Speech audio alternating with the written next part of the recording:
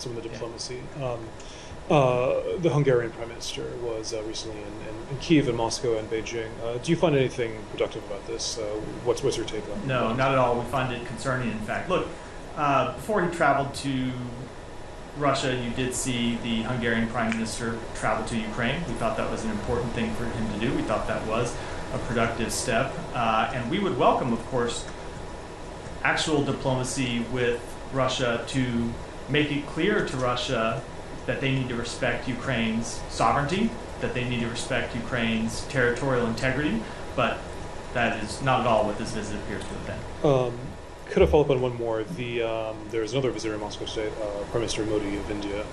Obviously India has a long-standing relationship with Russia. What do you think of the timing of this right before the NATO summit and in light of what's going on? Yeah, so again, we did just see Modi, like Orbán, meet with President Zelensky. We thought that was an important step to take. And we would urge India, as we do any country when it engages with Russia, to make clear that any resolution to the conflict in Ukraine needs to be one that respects the UN Charter, that respects Ukraine's territorial integrity, Ukraine's sovereignty, and India is a strategic partner with whom we engage in a full and frank dialogue, and that includes our concerns about the relationship with Russia. Was it? I don't understand your answer to the Orbán question.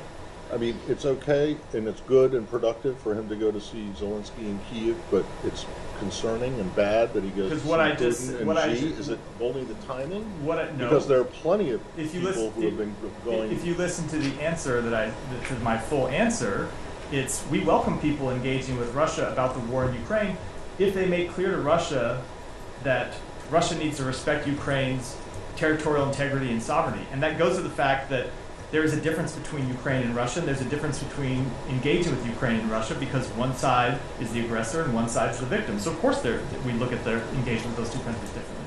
Well, yeah, but okay, so do you know for sure that he didn't make those things clear? We have seen no indication that is, including his public statements. And you think that Prime Minister Modi made cler to President Putin? As I just said, Do you think that President Erdogan has made clear? So I will look to Prime Minister Modi's public remarks to see what he talked about. But as I said, we made quite clear directly with India our concerns about their relationship with Russia, and so we would hope India and any other country, when they engage with Russia, would make clear that Russia should respect the UN Charter, should respect Ukraine's sovereignty and territorial integrity.